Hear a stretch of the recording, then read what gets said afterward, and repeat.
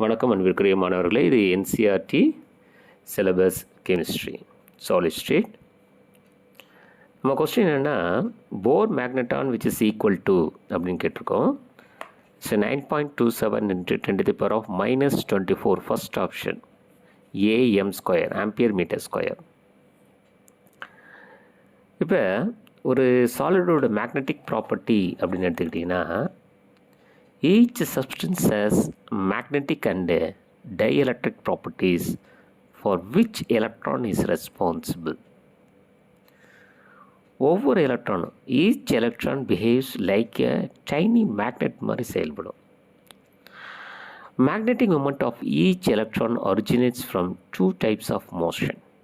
Magnetic moment of each electron originates from two types of motion.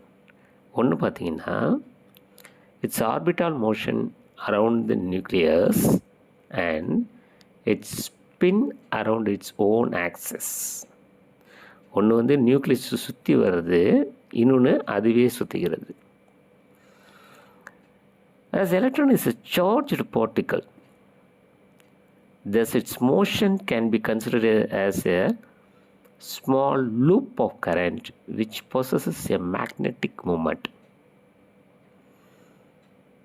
Hence, each electron has a permanent spin and an orbital magnetic moment is associated with it.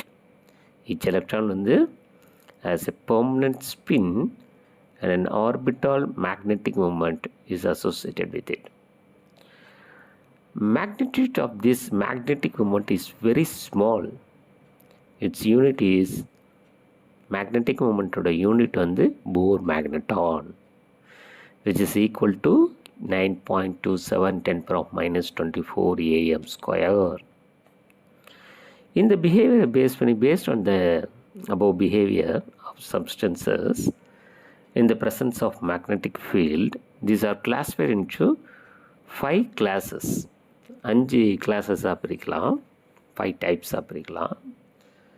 ஒரு property பார்த்திங்கன்னா diamagnetic, ஒரு property பார்த்திங்கன்னா paramagnetic, ஒரு property பார்த்திங்கன்னா ferro magnetic, ஒரு property பார்த்திங்கன்னா anti ferro magnetic, இன்னொரு property பார்த்திங்கன்னா ஃபெர்ரி மேக்னெட்டிக்.